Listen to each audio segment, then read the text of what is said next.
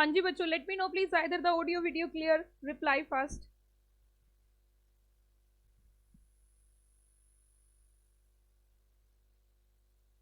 Let me know please either audio video clear, reply fast.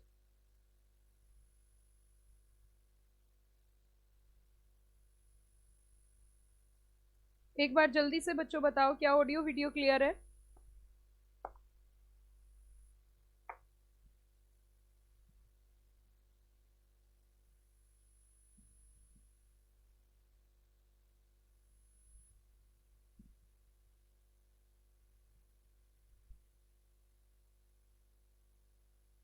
Let me know please either audio video clear.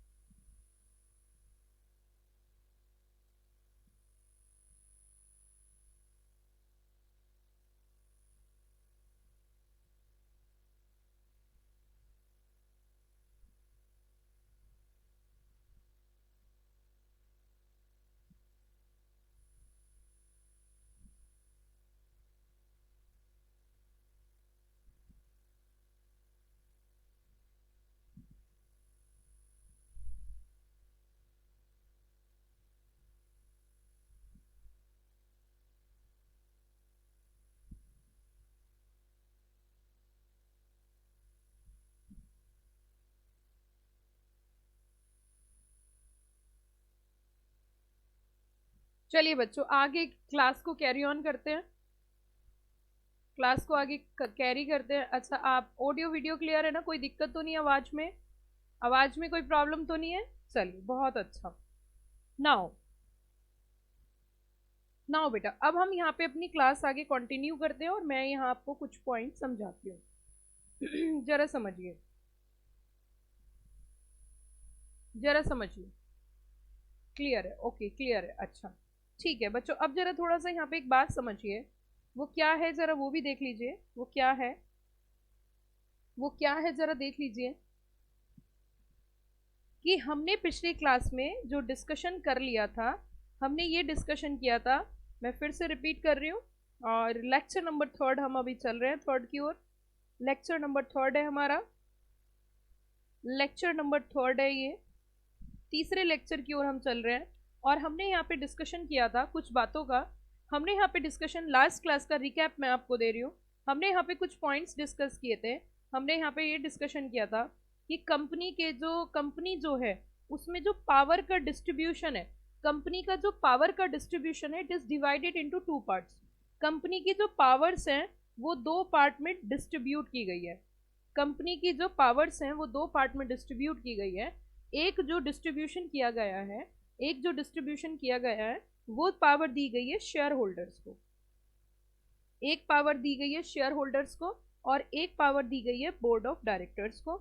और हमने कहा था अगर इनको अपनी पावर को क्या करना है, अगर ये चाहते हैं अपनी पावर को एक्सरसाइज करना, अगर ये अपनी पावर एक्सरसाइज करना चाहते हैं, एक्सरसाइज करना चाहते हैं, तो उसके लिए इनको एक मीटिंग करनी पड़ेगी। अपनी पावर को एक्सरसाइज करने का जो तरीका है वो है कहीं ना कहीं मीटिंग। अगर ये अपनी पावर एक्सरसाइज करना चाहते हैं तो उसके लिए इन्हें करनी पड़ेगी मीटिंग, इनको मीटिंग ऑर्गेनाइज करनी पड़ेगी। और चाहे वो शेयर होल्डर्स हो या बोर्ड ऑफ डायरेक्टर्स हो, इन सभी को ही मीटिंग करनी है, मीटिंग करनी है। अगर board of directors, share holders की अगर हम बात करें, शेयर होल्डर्स अपनी पावर एक्सरसाइज करना चाहते हैं, तो अगर शेयर होल्डर्स अपनी पावर एक्सरसाइज करना चाहते हैं तो इनकी जो मीटिंग बोला जाता है उसको बोला जाता है जनरल मीटिंग। उसको बोला जाता है बच्चों क्या, अगर ये अपनी पावर एक्सरसाइज करना चाहते हैं तो इस मीटिंग को बोला जाता है, इस मीटिंग को बोला जाता है क्या, क्या बताया मैंने? इस मीटिंग को क्या बोला जाता है, जरा बताना। इस मीटिंग को बोला जाता है बच्चों जनरल मीटिंग। क्या बोला जाता है बताना जरा। इस मीटिंग को बोला जाता है जनरल मीटिंग। क्या बोला जाता है? General meeting. ओके। अच्छा, बोर्ड ऑफ डायरेक्टर्स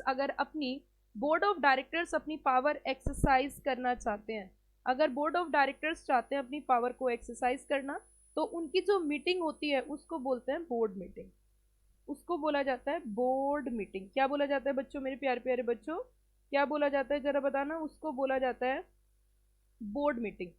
क्या बोलते हैं उसे? कम ऑन रिप्लाई फास्ट, क्या बोलते हैं जरा बताना। Board meeting. So board of directors जो अपनी पावर एक्सरसाइज करते हैं उसको बोला जाता है board meeting. Are you got the point everybody? Are you got the point everybody? कोई दिक्कत यहाँ पे? जल्दी बताओ, यहाँ तक कोई दिक्कत?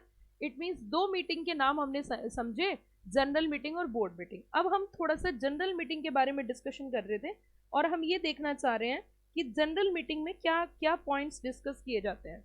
जनरल मीटिंग में ऐसे कौन कौन सी बातें हैं जो डिस्कस होते हैं और किस किस तरीके से वो डिस्कशन चलता है, तो वो सारी मुद्दों पे हम यहाँ पे चर्चा करते हैं। वो सारे पॉइंट्स का, वो सभी पॉइंट्स का हम लोग डिस्कशन करते हैं।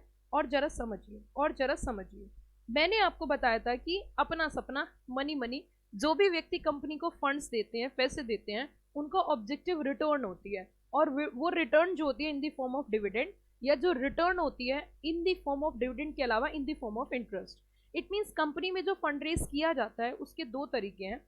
फंड रेज करने के दो तरीके हैं, एक है ऑनर्स फंड और दूसरा है बोरोड फंड। ऑनर्स फंड को हम बोलते हैं घर वाले और बोरोड फंड को हम बोलते हैं बाहर वाले। घर वाले और बाहर वाले हमने इनका नाम इस वजह से दिया कि क्योंकि जो घर वाले उनके पास पेशेंस है, वो बोलते हैं पहले बिजनेस करो, बिजनेस में जो भी खर्चे होते हैं वो सारे खर्चे काटने के बाद, जो भी खर्चे होंगे वो सारे खर्चे काटने के बाद जो पैसा बचेगा वो हमें देना। लेकिन बाहर वाले कहते हैं पहले मेरे पैसे, बाद में तुम्हारा कोई और काम। इट मीन्स इंटरेस्ट जो है वो सबसे पहले देना पड़ता है, टैक्स से भी पहले इंटरेस्ट देना पड़ता है, और इंटरेस्ट एक खर्चे में काउंट होता है।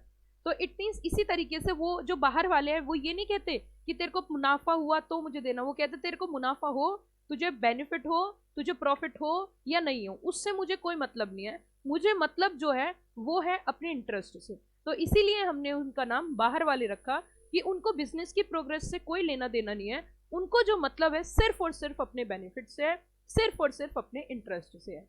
कुल मिला के हमने कहा अब ये जो शेयर होल्डर्स हैं, या मैं बोल सकती हूँ जो पेशेंस होल्डर्स हैं, मैंने इनका नाम पेशेंस होल्डर इसलिए रखा कि ये कहते हैं कि पहले तुम सारे खर्चे कर लो, और खर्चा करने के बाद खर्चे काटने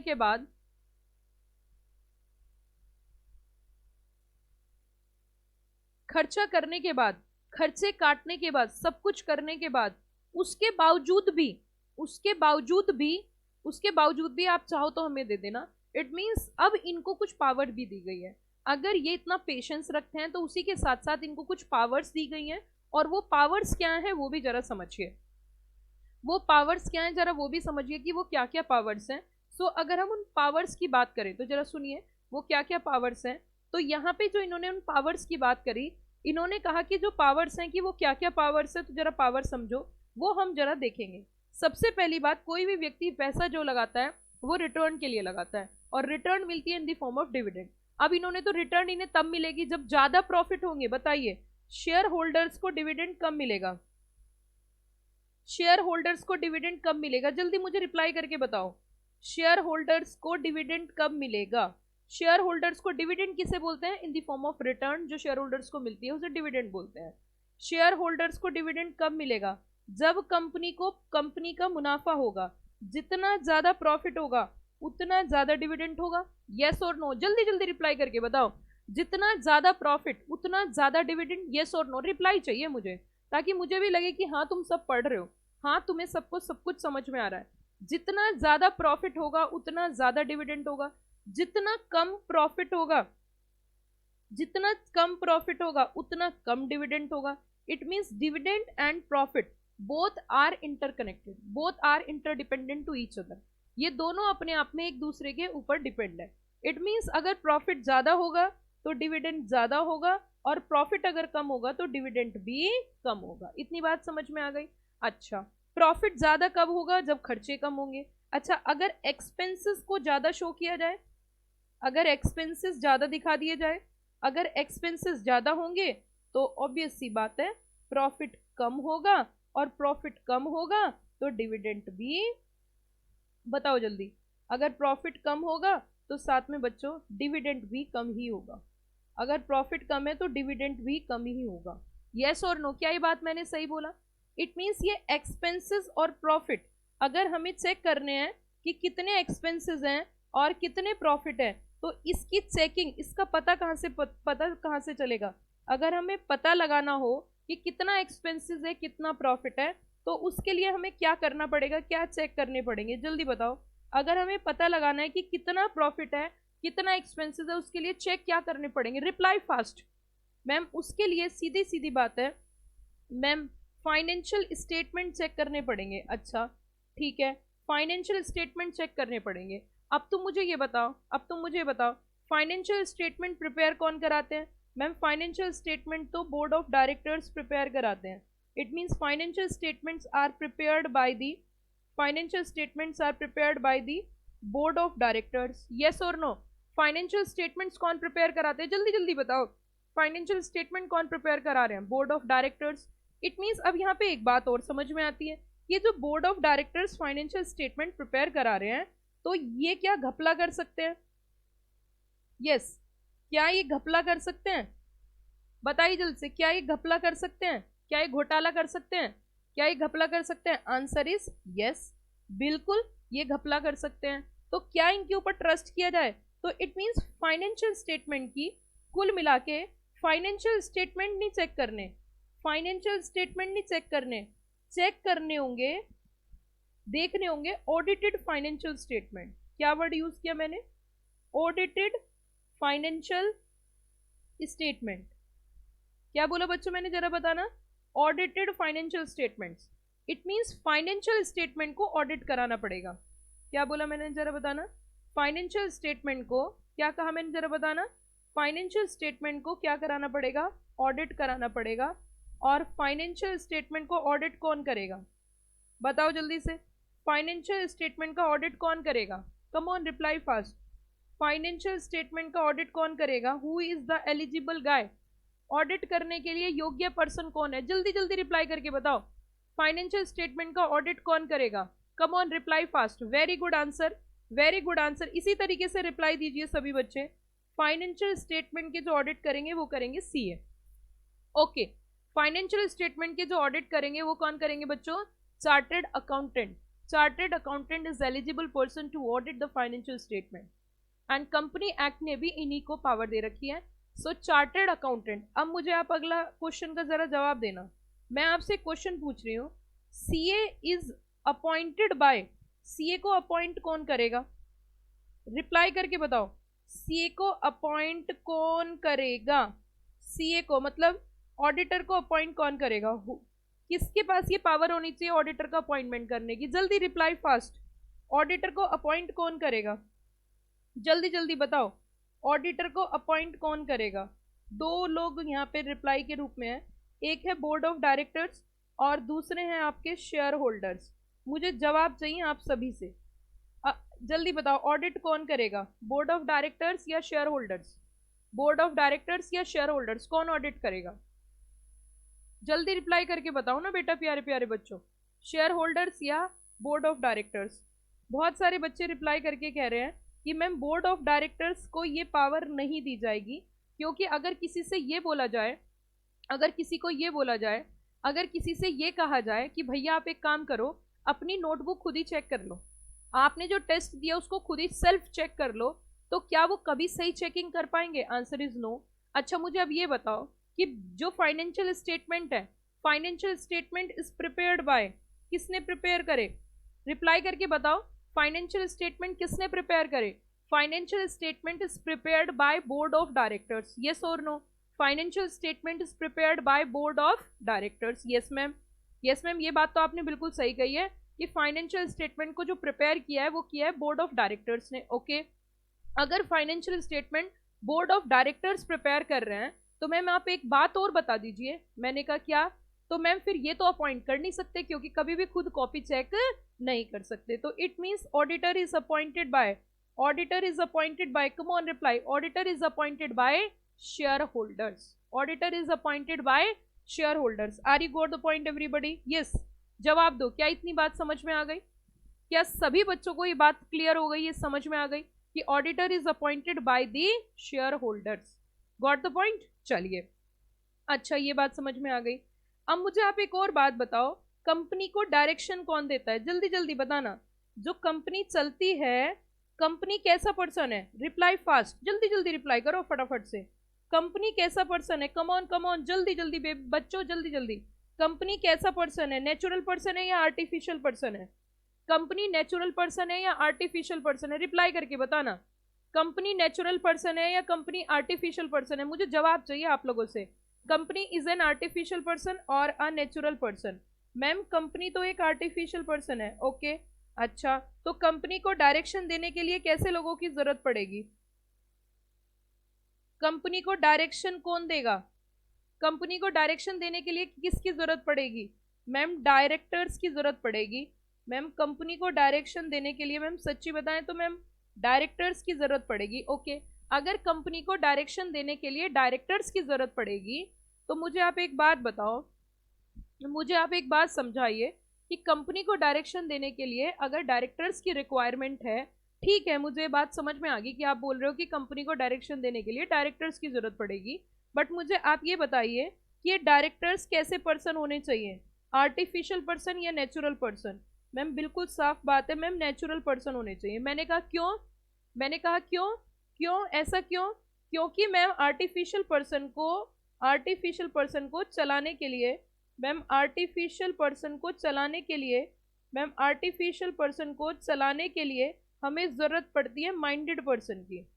हमें ज़रूरत पड़ती है मैम माइंडेड पर्सन की, और मैम वो माइंडेड पर्सन होते हैं डायरेक्टर्स। ओके, अगले क्वेश्चन का जवाब जो भी बच्चा मुझे देगा मैं ये मान लूंगी सुपर डुपर बच्चा है, सुपर डुपर बच्चा है। अगर मुझे सही जवाब दिया, ये माइंड टेस्ट कर रही हूँ मैं आपका, जितने भी बच्चे मुझे अभी देख रहे हैं, अगर तुमने मेरे इस क्वेश्चन का आंसर मुझे सही दिया तो मैं समझूंगी कि आप इंटेलिजेंट बच्चों में आते हो।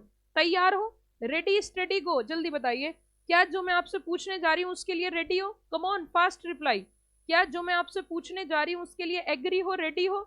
जल्दी जल्दी बताओ, क्या उस चीज के लिए रेडी हो? कम ऑन बच्चों, जल्दी बताओ, क्या उस चीज के लिए एग्री हो? क्या उस चीज के लिए रेडी हो? रेडी स्टडी गो हो? हाँ जी बिल्कुल। अच्छा, मुझे इस क्वेश्चन का आंसर दो कि डायरेक्टर्स को अपॉइंट कौन करेगा? अभी तक आपने जो भी सुना वो सिर्फ साइड कर देना। डायरेक्टर्स को कौन अपॉइंट करेगा? डायरेक्टर्स को अपॉइंट कौन करेगा? जल्दी जल्दी जवाब देके बताओ, डायरेक्टर्स को अपॉइंट कौन करेगा?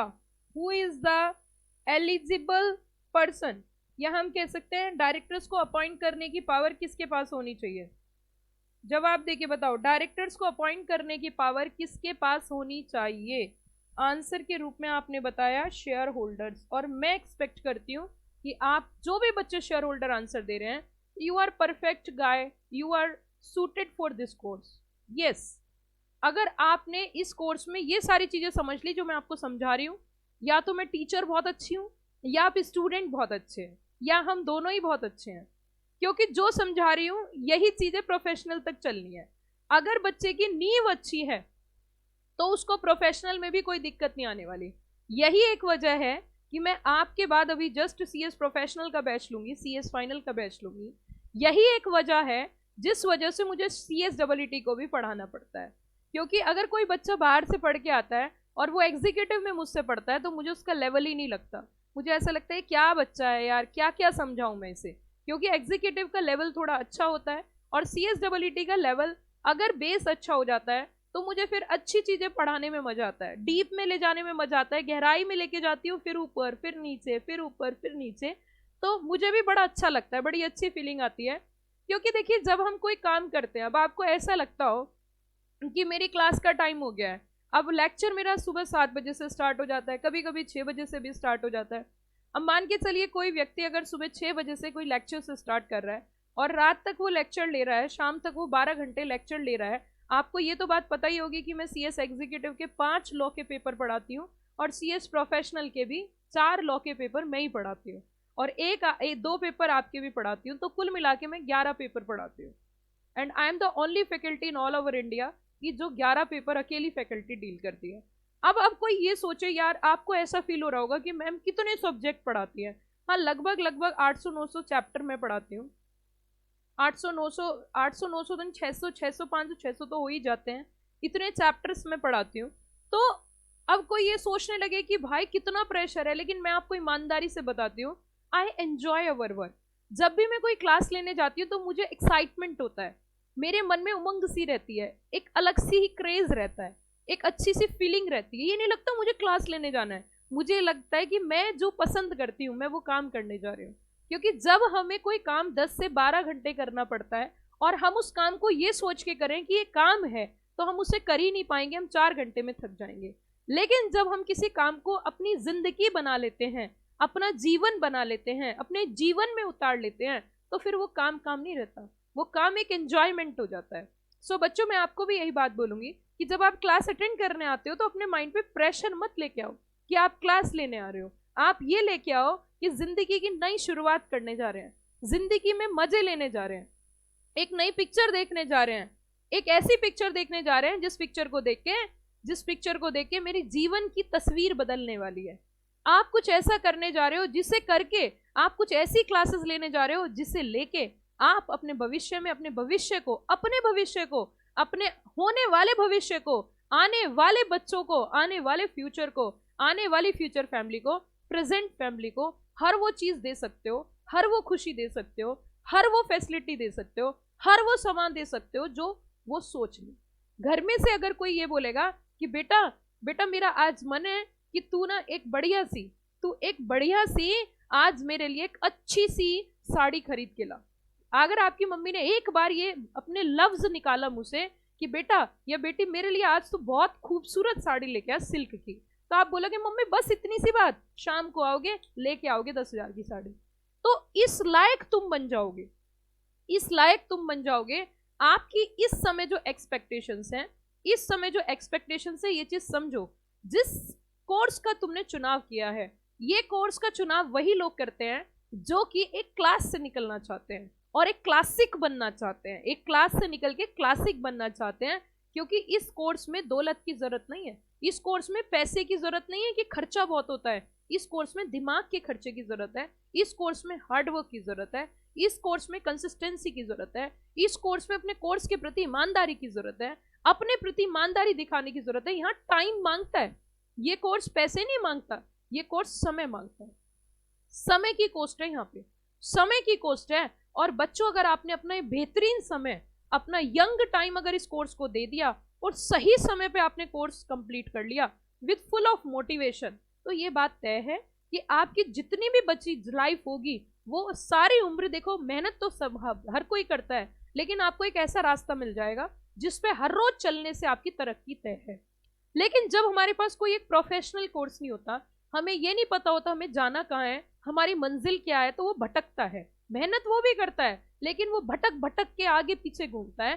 परंतु जब आप एक बड़ा कोर्स कर लेते हो, आप कंपनी सेक्रेटरी बन जाते हो, तो आपको अपनी मंजिल पता होती है, आपको अपना रास्ता पता होता है कि मुझे इसी रास्ते पे चलना है।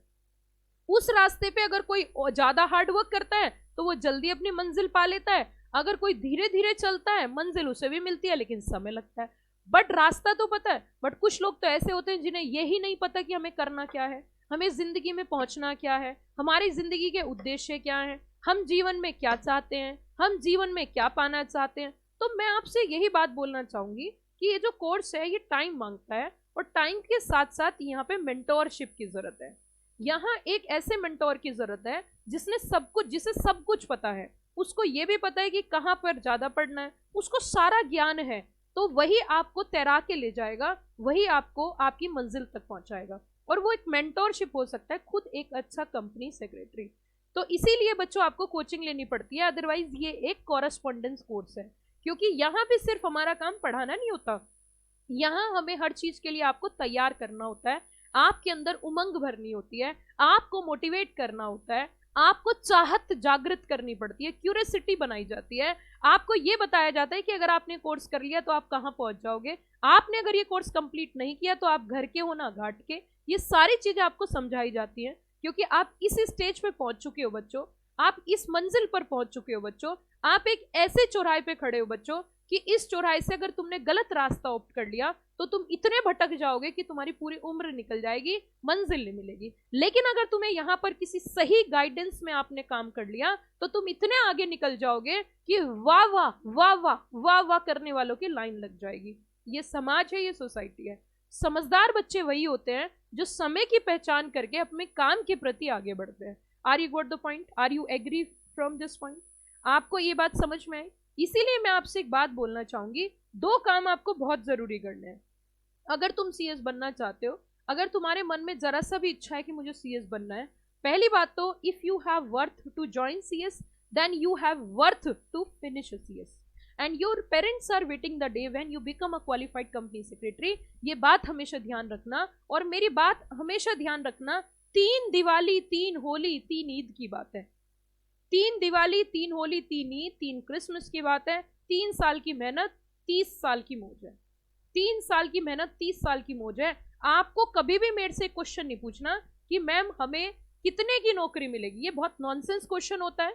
इसीलिए मैं आपको बताना चाहती हूँ, मैंने अपनी जिंदगी में कभी भी किसी से भी ये नहीं पूछा कि सीएस करने के बाद मुझे कितनी सैलरी मिलेगी। मैं टू बी वेरी फ्रैंक आपको बता रही हूँ अपनी बात, मैंने कभी लाइफ में किसी से ये नहीं पूछा कि मुझे कितने हजार की नौकरी मिलेगी। मैंने हमेशा अपनी जिंदगी में टारगेट रखा कि मुझे इस कोर्स से कमाना कितना है, इस कोर्स को करने के बाद मुझे कितना अर्न करना है। देखिए सपने सबके होते हैं, उद्देश्य सबके होते हैं, और उद्देश्यहीन व्यक्ति जो होता है वो एक पशु के समान होता है।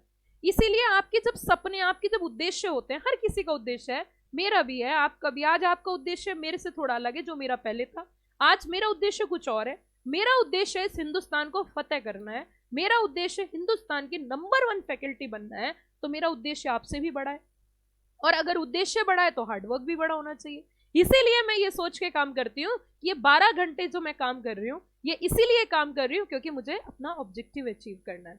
सो हम जो प्रोफेशनल्स होते हैं, जैसे आप अभी आए हो, मैं हूँ इस प्रोफेशन में, जब हम प्रोफेशनल्स होते हैं तो वो दूसरों से हटके होते हैं। कैसे हटके होते हैं ये बताना भी बहुत जरूरी है, ये सब चीजें समझाना बहुत जरूरी है। आप दूसरों से हटके इसलिए हो क्योंकि आपने सीएस कोर्स ज्वाइन करा।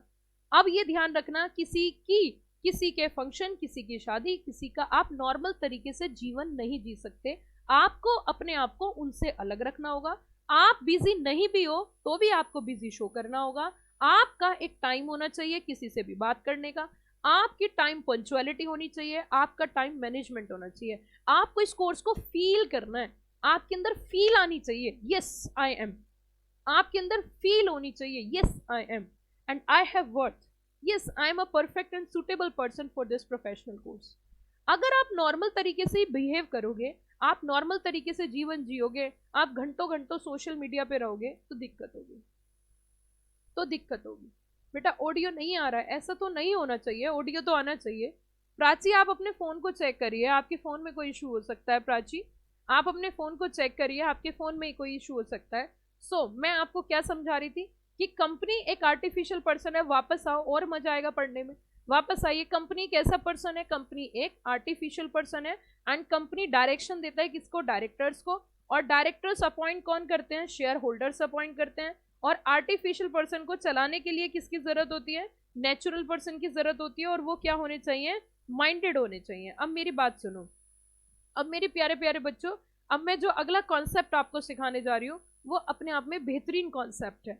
एंड जो आगे मैं सिखाने जा रही हूँ वो एक क्रक्स टेक्निक है, वो एक क्रक्स टेक्निक है जिसे सुन के समझ के आपको मजा आ जाएगा और आप बोलोगे वाह मैम वाह, क्या तरीका था, ऐसे तरीके से तो हम हर रोज पढ़ सकते हैं, क्या तरीके से पढ़ाया मैम, यार मैम मजा ही आ गया। ठीक है बच्चों, चलो जरा देखो इधर, इधर देखो, इधर देखो बच्चों। अब मुझे ये बताइए, क्या कंपनी के जो शेयर होल्डर्स हैं वो ऑडिटेड फाइनेंशियल स्टेटमेंट को अडॉप्ट करेंगे या नहीं करेंगे? अडॉप्ट मतलब एग्री होंगे नहीं होंगे, क्योंकि उन्हीं के लिए तो बनाए गए हैं हिसाब देने के लिए।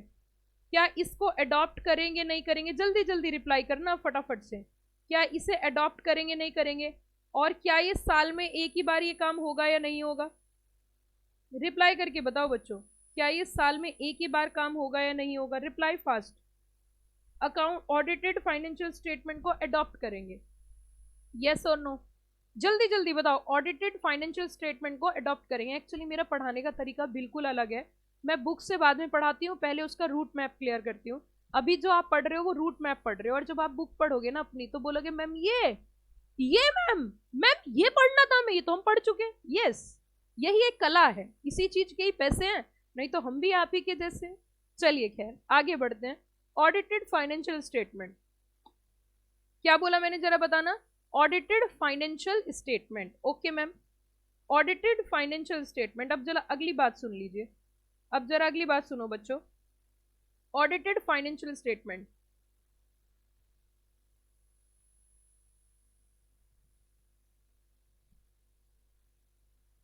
ये क्या बोलते हो यार तुम शुभम? क्या मतलब ma'am laying the pipeline and not take class? क्या भैया तू हिंदी लिख दिया कर यार। ओ भैया शुभम, तुम हिंदी में लिख के बताओ क्या कहना चाह रहे हो, मुझे नहीं समझ में आया तुमने क्या बोला। बेटा हिंदी में लिख के बताओ क्या बोलना चाह रहे हो।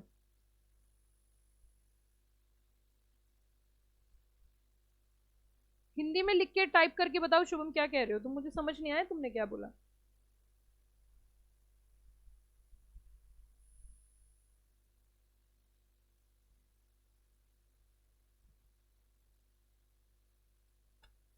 हाँ तो बच्चों हम क्या बात कर रहे थे, audited financial statement. It means एक काम तो हमें समझ में आ गया, जो शेयर होल्डर्स को करना ही करना है वो क्या है, ऑडिटेड फाइनेंशियल स्टेटमेंट को अडॉप्ट करना। Are you got the point? It means इन सब के लिए एग्री होना, जिसे हम बोल रहे हैं अडॉप्टेड फाइनेंशियल स्टेटमेंट। क्या बोल रहे हैं बच्चों? Adopted financial statement. अब दूसरा काम बताओ, और क्या क्या किया था शेयर होल्डर्स की, और क्या पावर थी? जल्दी जल्दी बताओ फटाफट से, जल्दी बताओ फटाफट से। सेकंड वन, और क्या पावर थी? क्या शेयर होल्डर्स ने ऑडिटर का अपॉइंटमेंट भी किया है? हाँ जी, क्या शेयर होल्डर्स ने ऑडिटर को अपॉइंट किया है? यस और नो, रिप्लाई फास्ट। क्या शेयर होल्डर्स ने ऑडिटर को अपॉइंट भी किया है? यस और नो। ऑडिटर को क्या किया है जरा बताना, अपॉइंट किया है। कम ऑन रिप्लाई फास्ट। क्या ऑडिटर को अपॉइंट किया? दूसरा काम, पहला काम क्या था? Adoption of accounts. पहला काम क्या था? Adoption of accounts. और दूसरा काम क्या था? ऑडिटर को अपॉइंट करना। Got the point? चलो जी ठीक है मैम। तीसरा सुनो, तीसरा सुनो। क्या क्या डायरेक्टर्स को अपॉइंट करने का काम भी इन्होंने किया है? शेयर होल्डर्स ने ही अपॉइंट किया है डायरेक्टर्स को भी। डायरेक्टर अपॉइंटमेंट, यस और नो, यस और नो। और डिविडेंड डिक्लेरेशन। अब जरा आ जाओ इधर। जनरल मीटिंग में कुछ ऐसे काम होंगे जो हर साल होने ही होने हैं। कुछ ऐसे काम होंगे बच्चों, कुछ ऐसे काम होंगे, कुछ ऐसे काम होंगे, जरा बताना कैसे काम होंगे, जरा बताना। पहला काम, भैया आप मुझे एक बात बताइए, आप मुझे एक बात समझाइए जरा। ऑडिटर का अपॉइंटमेंट करना, किसका अपॉइंटमेंट करना? ऑडिटर का अपॉइंटमेंट करना। अब जरा एक मिनट बात सुनो। Adoption of accounts, director appointment, declaration of dividend and auditor appointment, and auditor appointment।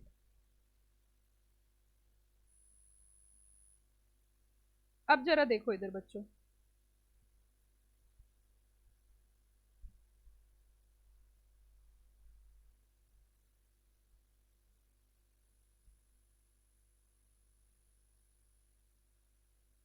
adoption of accounts,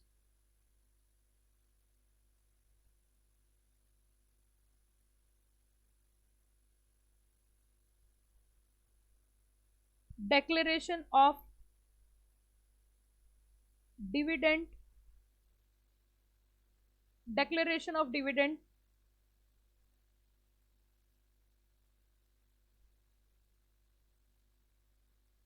director appointment and fixation their remuneration।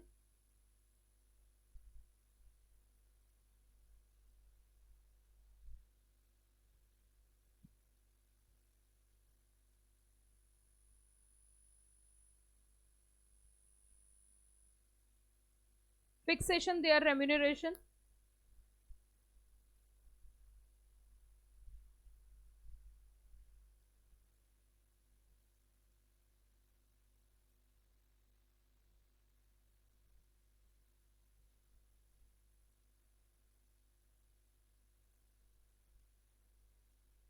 Auditor appointment and fixation there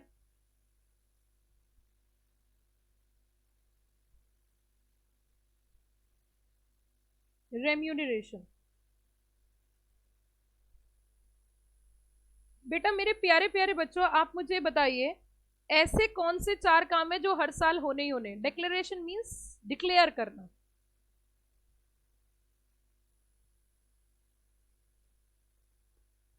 अब मुझे बच्चों आप ये बताइए, जल्दी जल्दी बताओ, क्या ये 4 काम ऐसे हैं जो हर साल होने ही होने हैं? क्या ये 4 काम ऐसे हैं जो हर साल होने ही होने हैं?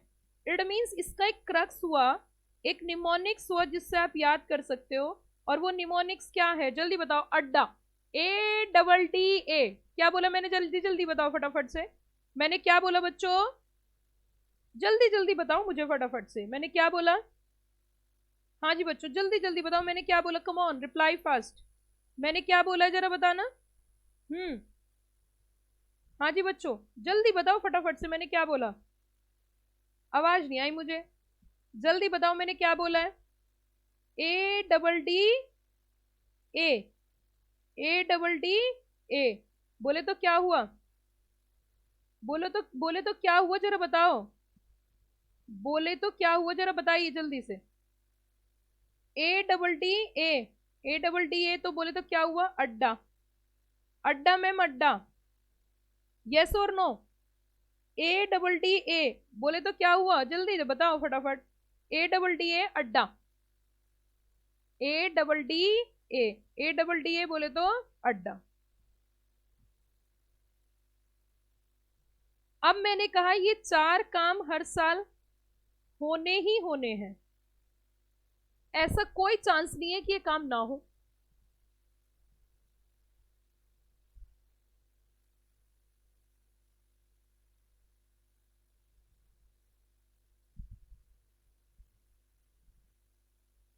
ये ऑर्डिनरी बिजनेस होते हैं, मतलब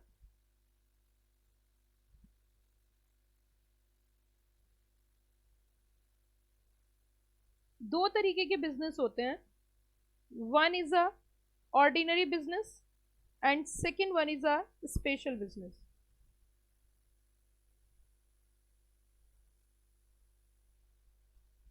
one is a ordinary business and second one is a special business.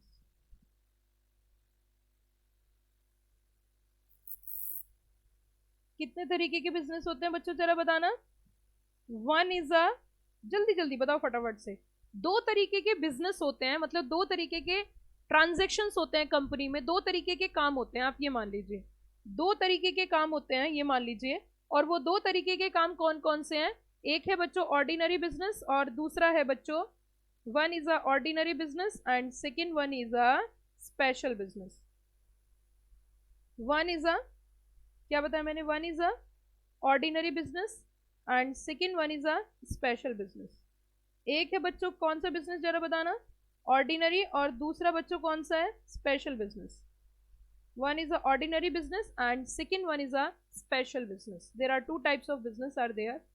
One is a ordinary business and second one is a special business. एक ऑर्डिनरी है और दूसरा हमारा one is a ordinary and second one is a special business. अगर ordinary business की बात करें,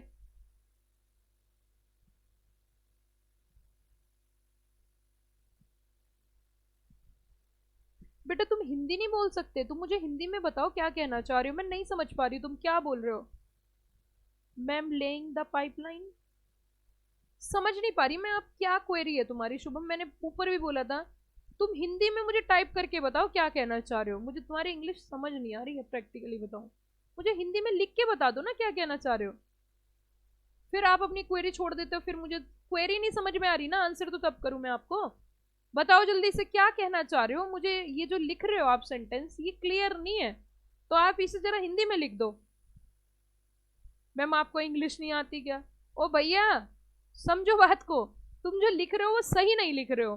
तो वो कन्वर्सेशन सही नहीं हो पा रहा है आपका, जो मतलब क्या बोलूं मैं बाप को। कोई बात नहीं बेटा, तुम मुझे हिंदी में लिख के बता दो।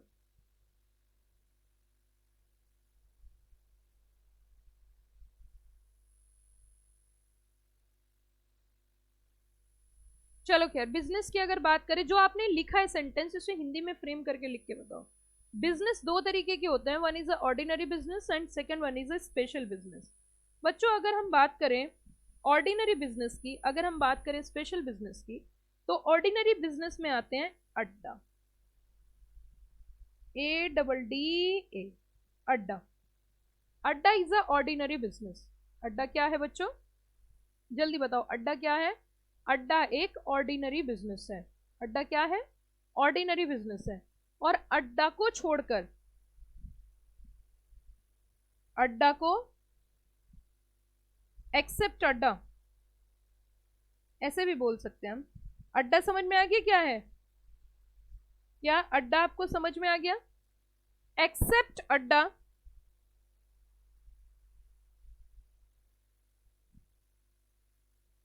एक्सेप्ट क्या बोला मैंने? अड्डा। ऑल बिजनेस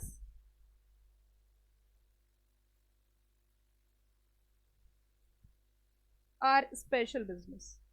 अड्डा को छोड़कर हर एक बिजनेस क्या है? स्पेशल बिजनेस है। जल्दी बताओ बिजनेस कितने तरीके के हैं? कम ऑन, रिप्लाई फास्ट, जल्दी बताइए बिजनेस कितने तरीके के हैं? जल्दी मुझे जवाब दो फटाफट से। बिजनेस कितने तरीके के? There are two types of business, one is a ordinary and second one is a special. One is a ordinary and second one is a special. Yes और no? Come on, fast reply.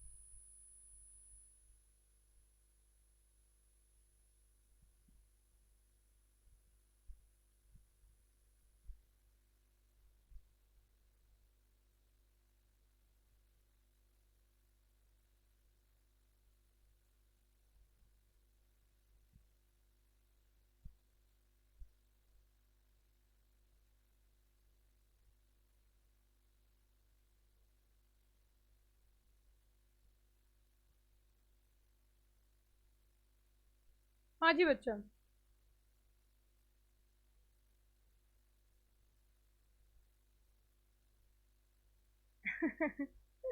क्या बात है शुभम।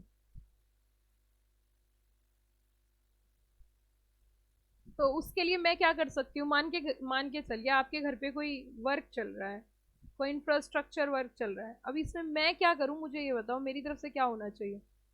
बताओ शुभम, मैं क्या करूं? मेरे को क्या करना चाहिए? मान के चलिए आपके यहाँ पे कोई कंस्ट्रक्शन चल रहा है, इसमें मैं कैसे आपकी मदद कर सकती हूँ? और उसकी वजह से अगर आपको आवाज नहीं आ रही, तो इसमें मेरा क्या रोल है, मुझे आप वो बताओ प्लीज। अगर मान के चलिए आपके घर पे कोई कंस्ट्रक्शन वर्क चल रहा है, और उसकी वजह से, और उसकी वजह से आपको कोई दिक्कत फेस। मैम क्लास ओवर मतलब? ओ भैया तुम पढ़ लो यार, ये कैसी कैसी बातें चल रही हैं। चलो वापस आओ। तो बिजनेस की अगर हम बात करें, तो हमने कहा यहाँ पे दो तरीके के बिजनेस हमने समझे, one is the ordinary business and second one is special business. So अगर हम ऑर्डिनरी बिजनेस की बात करें, तो हमने यहाँ पे ऑर्डिनरी बिजनेस के बारे में समझा। ऑर्डिनरी बिजनेस में के बारे में समझा, क्या समझा जरा बताइए?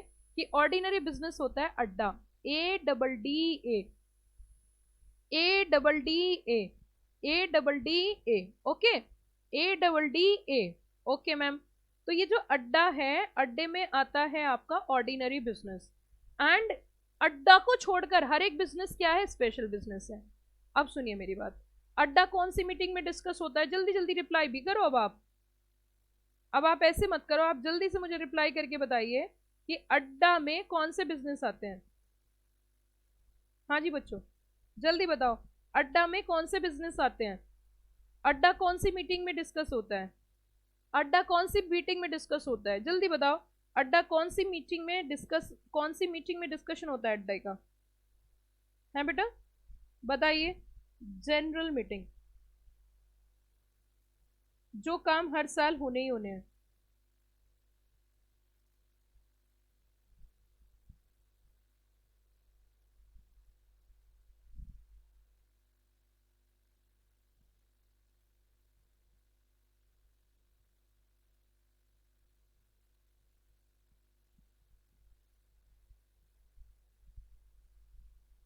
अभी सारे एग्जाम्पल मैं दूंगी, आप उसके लिए स्ट्रेस ना लो, पहले कॉन्सेप्ट क्लियर कराओ। अगर हम बात करें ऑर्डिनरी बिजनेस की, तो अड्डे की हमने बात करी। अड्डा जो डिस्कस होता है वो कहाँ पर डिस्कस होता है बेटा?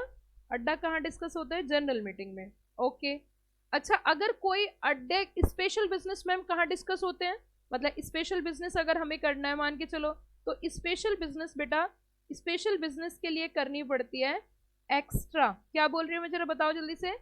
एक्स्ट्रा जनरल मीटिंग, जिसे बोलते हैं एक्स्ट्रा ऑर्डिनरी, क्या बोलते हैं उसे? Extra ordinary general meeting. क्या बोला जाता है जरा बताना? Extra ordinary general meeting. Extra ordinary general meeting क्या बोलते हैं बताना जरा? एक्स्ट्रा ऑर्डिनरी जनरल मीटिंग क्या बोला जाता है? Extra ordinary general meeting. Okay ma'am, ma'am ये जो आप बोल रहे हो एक्स्ट्रा ऑर्डिनरी जनरल मीटिंग, तो मैम ये एक्स्ट्रा में करनी पड़ती है। यस, मान के चलिए जनरल मीटिंग हुई और जनरल मीटिंग में हमने ऑर्डिनरी बिजनेस डिस्कस कर लिए जो हर साल होने ही होने हैं, उसे हम बोल रहे हैं ऑर्डिनरी। अगर इनके अलावा कोई भी बिजनेस है, वो मैं आगे चल के बताऊंगी, अभी आप नहीं समझ सकते, आगे चल के बताऊंगी। जैसे कंपनी का नाम चेंज करना है, कंपनी का नाम ही बदलना है, तो वो ऑर्डिनरी में तो नहीं आया, तो वो किस में आ गया? स्पेशल में। अब नाम भी तो शेयर होल्डर से पूछ के चेंज करोगे। समझ आई बात? बताओ जल्दी से, क्या ये बात समझ में आई? Come on, reply fast. आप जल्दी बताइए, क्या ये बात समझ में आई कि नहीं आई? आपने 4 काम कौन से हैं? Adoption of accounts, declaration of dividend, director appointment, auditor appointment. इसके अलावा कोई भी 5वां काम होगा वो स्पेशल होगा। जैसे कंपनी को अपना नाम बदलना है, कैसा बिजनेस है? Special business. अब अगर जैसे जनरल मीटिंग साल में एक बार होनी होनी है, एजीएम बोलते हैं उसे, जो साल में एक बार मीटिंग होती है उसे क्या बोलते हैं? एनुअल जनरल मीटिंग, क्योंकि ये काम हर साल होने हैं, तो एक मीटिंग तो आपको हर साल करनी ही करनी है। बेटा शुभम ऐसे थोड़ी ना होता है, इतने सारे बच्चे क्लास देख रहे हैं, मैं कैसे क्लास स्टॉप कर सकती हूँ? आप बार बार यही मैसेज भेज रहे हो कि मैम मेरे घर पे डिस्टरबेंस हो रहा है, आप क्लास, इतने बच्चे क्लास देख रहे हैं, उनकी सबकी क्लास बंद कर दूं? ऐसे थोड़ी होता है बेटा, कमाल है यार, बार बार आप यही मैसेज कर रहे हो। और बच्चों की क्या गलती है इसमें? जो बच्चे वहां पे क्लास पढ़ रहे हैं उनकी क्या गलती है? उनकी वजह से उनको सबको बंद करवा दूं क्लास में? ऐसे कैसे? आपकी वजह से थोड़ी ना क्लास बंद हो सकती है, आप खुद भी समझिए। जो और बच्चे ऑल ओवर इंडिया से क्लास चल रही है, ऐसे किसी एक बच्चे की वजह से क्लास बंद हो सकती है? ऐसे नहीं होता बेटा।